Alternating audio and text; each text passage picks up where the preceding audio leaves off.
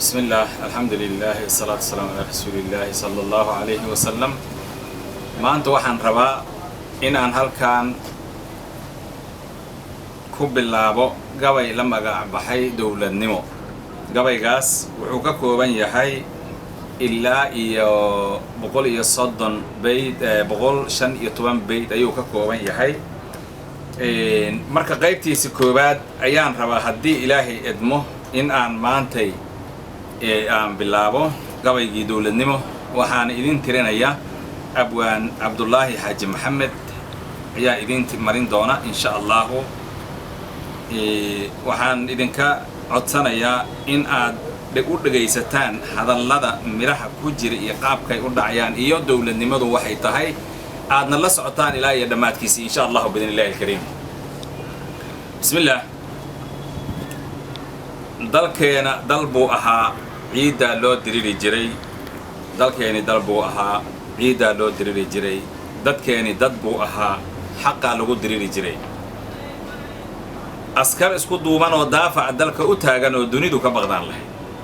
askar isku duuban oo daafac dalka u taagan oo dunidu ka baqdaan lahayd dastuur qaran baan lahayd dadkuna waa noo sinnaa dad waaweyn baan lahayn sharciga dejiyaan lahayn khilaafkiina la dirsana duqow xallisaan lahayn xukaan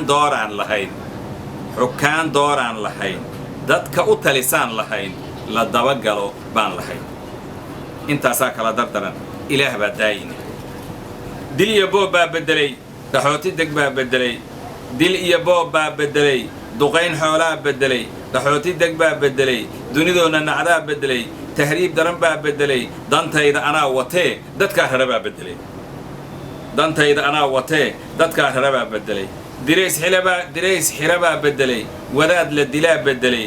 niman dhiig daadiyo dufow la dhahaa beddelay daacadkii u hadlayana qaar dilayaa beddelay dad badan baa lagu wajilay qabiil baa door la biday shuyuukh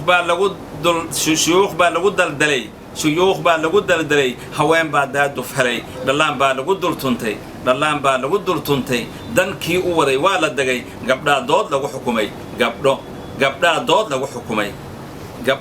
lagu xukumay kuwaa dhagax lagu dilay iyagoon dembigaa lahayn diintu mid quray ahayd daliilkii baa ku batay dangaaraa loola kacay ilaa intaasaa kala dardaran ilaah baa daayina wasalaamu calaykum waraxmatullaahi tacaala wabarakaatuhu gabaygii dawladnimo waa inoo socdaa qaybtiisa labaadna insha Allah waa laydin soo daynaya haddii alla idmo